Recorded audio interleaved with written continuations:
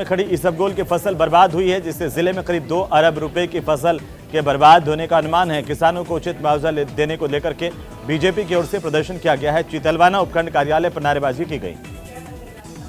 बारां जिले के किशनगंज कस्बे में होली के मौके पर फुलडोज लोकोत्सव की रंगारंग शुरुआत हुई है।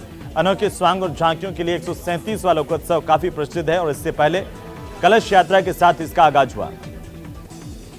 बीकानेर में 1965 और 1971 के बीएसएफ युद्धवीरों के सम्मान में अखिल भारतीय पतंग प्रतियोगिता का शुभारंभ किया गया। टोंक जिले के गावड़ी गांव में लादी देवी हत्याकांड मामले का पुलिस ने खुलासा किया। इस संबंध में इनामी बदमाश रामकिशन मोगिया को मध्य प्रदेश से गिरफ्तार किया गया। झुंझुनू के मंडावा में नगरपालिका चौक पर स्थित महाजन पंचायत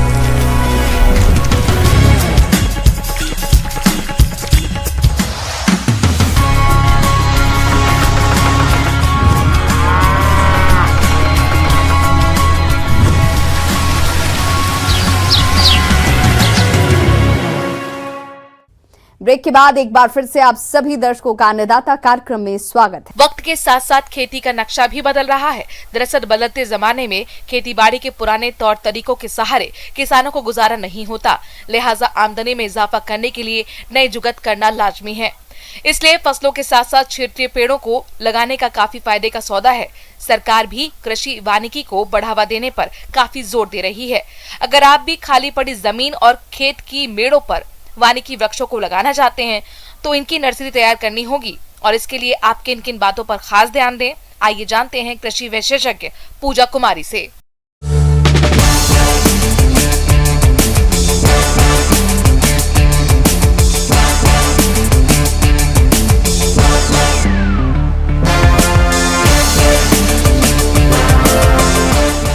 नमस्कार किसान भाई, मैं पूजा कुमारी।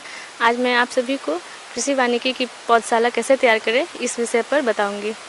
तो जैसा कि किसान भाई जानते हैं, कृषि वानिकी एक बहुत ही फ़ायदे का सौदा है। अगर किसान भाई अगर उनकी कोई खेत या ज़मीन खाली पड़ी है या फिर अपने खेतों के मेड़ों पर अगर वानिकी के पौधे लगाते हैं तो उन्हें आर्थिक फ़ायदा होगा।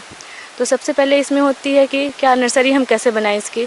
तो किसान भाई इसके लिए पॉपुलर या फिर सहजन, सागवान, बांस, झाड़ू इत्यादि के पौधों की नर्सरी लगा सकते हैं या फिर इसकी कटिंग को भी वो लगाकर अपनी नर्सरी तैयार कर सकते हैं। नर्सरी या पौधशाला वो स्थान है जहां बीज की बुवाई, पौधों को तैयार करना, तैयार पौधों की देखभाल और उन्हें रोपण के लिए स्थान उपलब्ध कराना होता है। सामान्य तौर पर व्यावसायिक नर्सरी में फल, औषधीय और वानिकी पौधों को तैयार किया जाता है। नर्सरी या तो आप खुले प्रक्षेत्र या पॉली हाउस अथवा ग्रीन हाउस में तैयार कर सकते हैं। पॉली हाउस अथवा ग्रीन हाउस में पौधे लगाना खुले की अपेक्षा अधिक फायदेमंद होता है।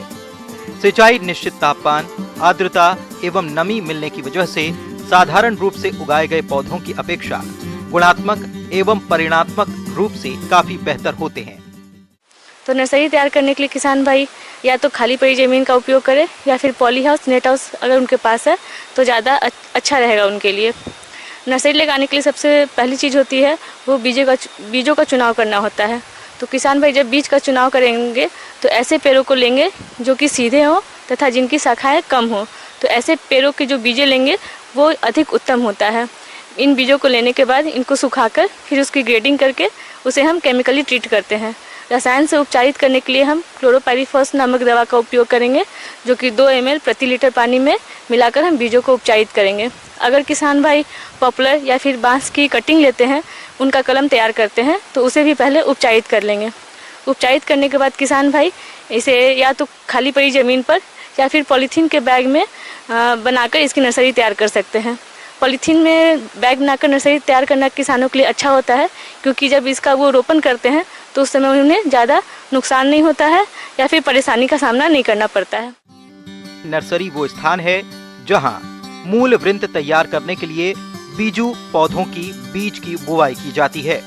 इसके लिए विभिन्न प्रकार की क्यारियां, प्रोट्रे, प्लास्टिक क्रेट्स का प्रयोग किया जाता है। पौधशाला हेतु उपलब्ध 4 इंच चौड़ाई और 10 इंच लंबाई की पॉलीथीन थैलियां लेकर 5 से 6 छिद्र कर लें। थैली के आधे भाग में 10 से 12 छिद्र हो जाएंगे।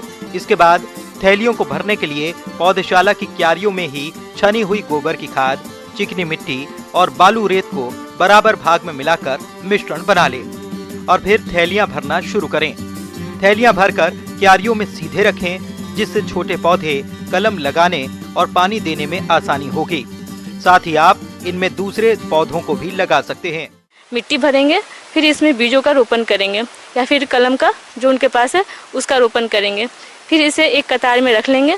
कतार में रखने से उन्हें क्या फ़ायदा होगा कि इसकी जब वो सिंचाई करेंगे या फिर जो भी प्रबंधन करेंगे उस समय उनके लिए आसानी होगा।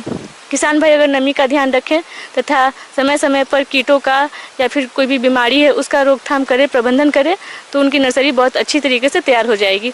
अगर कीट का प्रबंधन करना है तो किसान भाई क्लोरोपाइरीफॉस नामक दवा का 2 ml प्रति लीटर पानी में छिड़काव करेंगे। अगर उन्हें अपने पौधों में कोई भी रोग दिखता है या फिर कोई भी ऐसा हानिकारक चीज़ दिखता है तो किसान भाई इसके लिए मैंकोजेब नामक दवा का 2 ग्राम प्रति लीटर पानी में डालकर स्प्रे करेंगे।